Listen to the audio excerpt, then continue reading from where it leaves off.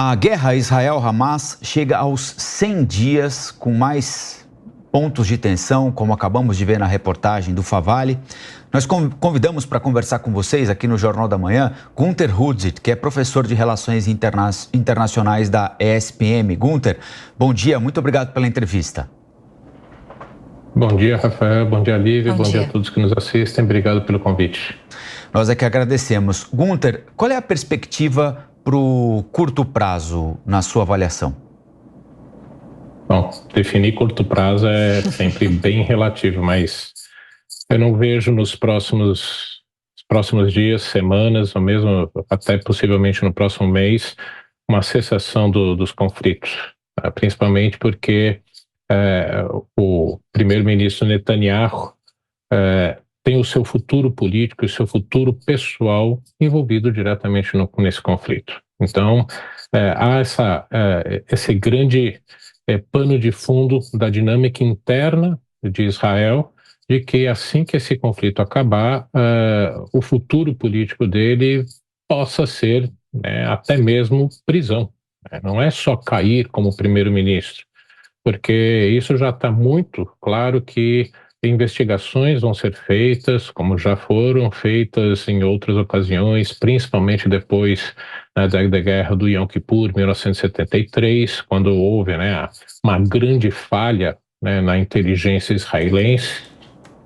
E aí, tanto que naquela época, não só o ministro da Defesa, um herói de guerra, Moshe Dayan, renunciou ao cargo de ministro da Defesa, como a própria primeira-ministra, Golda Meir, também teve que renunciar, a pressão foi tão grande. Então, é isso que se espera que aconteça quando essa guerra acabar. E por isso mesmo, olhando para o seu próprio futuro, Netanyahu tem esse incentivo, entre aspas, de manter essa guerra em andamento. E quanto mais longa for essa guerra, maior a possibilidade de uma escalada maior, como já aconteceu. Esses ataques dos Houthis e principalmente agora as respostas americanas e britânicas já são uma expansão desse conflito.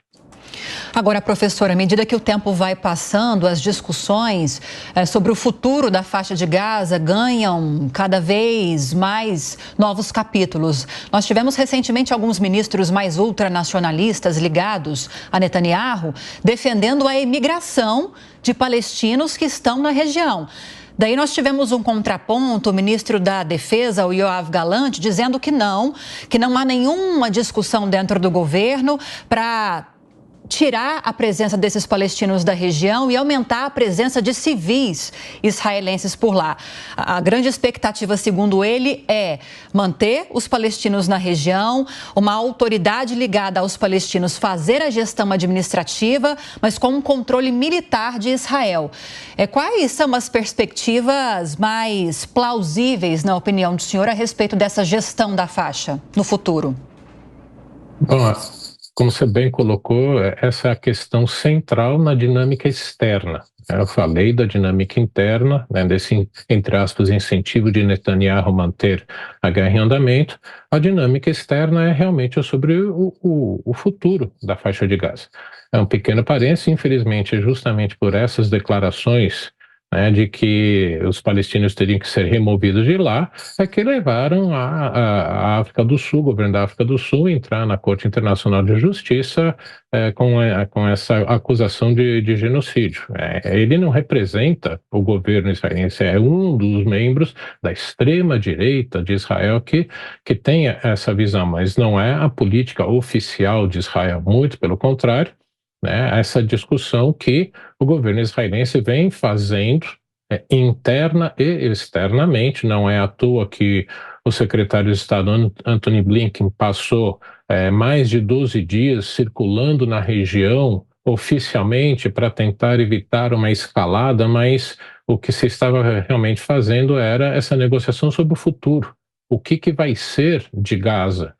Porque se Israel está relutando em aceitar dar completamente autonomia e até mesmo reaceitar que a autoridade palestina passe a controlar Gaza, os países vizinhos muçulmanos, a maioria árabe. A gente não pode esquecer que a Turquia não é árabe, mas é um dos grandes países interessados nesse futuro de Gaza e tem uma posição bastante importante ali na região, estão se contrapondo a não ter essa autonomia palestina. É por isso que os Estados Unidos estão tentando negociar o futuro de Gaza. Então, esse é um ponto central. Como conseguir conciliar as duas visões, os interesses de segurança de Israel e o interesse dos palestinos e dos governos vizinhos de ter uma autonomia e, finalmente, sim, o Estado palestino. Então, esse é um problema que encontrar o meio ponto vai ser muito complicado. O senhor citou a moção da África do Sul. Como é que o senhor avalia a adesão do Brasil, da diplomacia brasileira à moção da África? Descabido, não sou o único que vem falando isso. O ex-chanceler Celso Amorim mandou uma carta ao ministro das Relações Exteriores e publicou essa carta com muita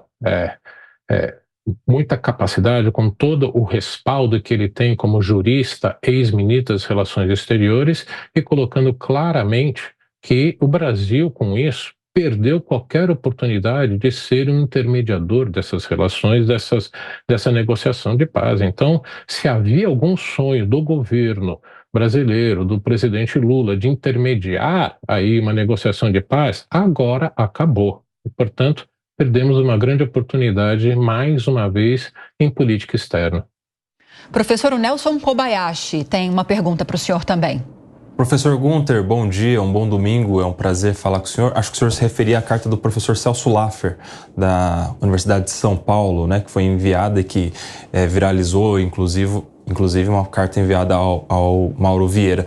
Professor, eu quero insistir nesse tema, nesse apoio do Brasil à ação feita pela África do Sul, que visa atribuir genocídio ao Estado de Israel, e perguntá-lo a respeito de uma tradição que o Brasil tinha de neutralidade.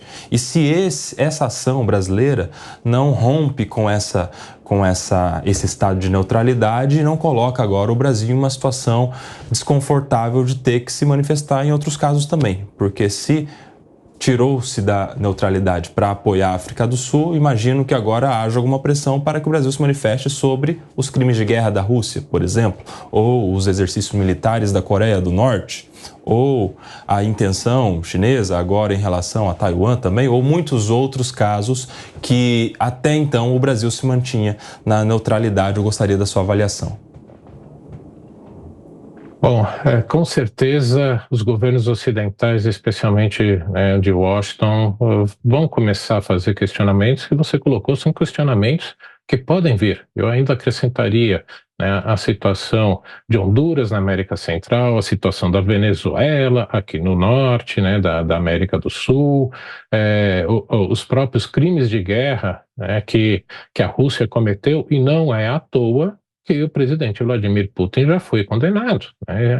Por isso mesmo, a bravata do presidente Lula de que o Putin pode vir aqui, que não vai ser preso, não tem como, agora vai ser muito complicado ele tentar cumprir essa promessa. E o que eu diria ainda mais, em relação à China, não é tanto a Taiwan, são os uigures no oeste da China, que o governo chinês já vem sendo acusado de crimes contra a humanidade, de tentar efetivamente acabar com a cultura uigure, tem prisões políticas por lá. Portanto, já que realmente o Brasil abandonou essa postura, é provável que venham esses questionamentos. Ao introduzir essa visão ideologizada nessa questão, porque é uma visão ideológica principalmente do assessor especial da presidência da República, o ex-chanceler, embaixador Celso Amorim. Então, isso vai complicar a postura brasileira, não só aí na região, principalmente toda a vontade de ser um grande intermediador, um grande patrocinador da paz, que tinha capacidade de diálogo com todas as partes envolvidas. Isso agora vai ficar muito difícil, se não impossível, pelo menos enquanto o governo atual estiver no poder. Assim como a possibilidade de ser confiável para vários governos ocidentais. Portanto, a nossa política externa vai sofrer um pouquinho aí no futuro próximo. Professor, hoje, após 100 dias de guerra entre Israel e Hamas, na opinião do senhor, qual frente está preocupando mais em termos de violência, em termos de questões comerciais que vão sendo deterioradas? Nós temos, claro, essa frente lá na faixa de Gaza. Nós tivemos recentemente uma manifestação de Israel dizendo que pelo menos as estruturas do Hamas teriam sido exterminadas lá na região. Nós temos a frente lá na fronteira com o Líbano, nas trocas de fogo entre Israel e o Hezbollah, e temos também essa ofensiva dos Houthis no Iêmen, que estão atrapalhando as rotas comerciais no Mar Vermelho, com a reação dos Estados Unidos e do Reino Unido. Qual que é a frente que hoje preocupa mais nessa guerra? Bom, antes de mais nada, eu acredito que uma conflagração regional total não interessa a Israel, não interessa ao Ocidente e não interessa ao Irã, até por causa da China. Porque uma conflagração geral na região faria com que imediatamente o barril do petróleo disparasse. Semana passada, por causa desses ataques americanos, você já teve aí um pequeno soluço no preço do barril do petróleo. Se tiver uma escalada do petróleo, a economia chinesa vai sair muito prejudicada e que já não está indo tão bem. Por que eu estou ressaltando isso? Hoje o maior aliado, né, do Irã é justamente a China. Portanto, o Irã vem tendo essa posição mais de comedimento por grande pressão de Pequim. Agora, o grande problema é que, ao que tudo indica, se o Irã tem conseguido manter o Hezbollah no Líbano sem uma escalada da guerra, os Houthis estão mostrando que possivelmente o Irã não tenha todo esse controle sobre eles. Porque eu acho muito difícil que tenha esse interesse iraniano de escalar o conflito, mas é justamente ali no Iêmen com os Houthis que eu vejo uma possibilidade maior de uma escalada e aí os impactos não só em termos de segurança regional, mas os econômicos globais que a gente vem assistindo nos últimos, diria, praticamente 2 meses, né? Que é desde novembro que essa situação ali no Mar Vermelho começou a escalar. Queria agradecer ao professor Gunther Hutze, de Relações Internacionais da ESPM. Professor, muito obrigado mais uma vez, bom domingo e até a próxima. Eu que agradeço, bom domingo a todos. Bom domingo, professor.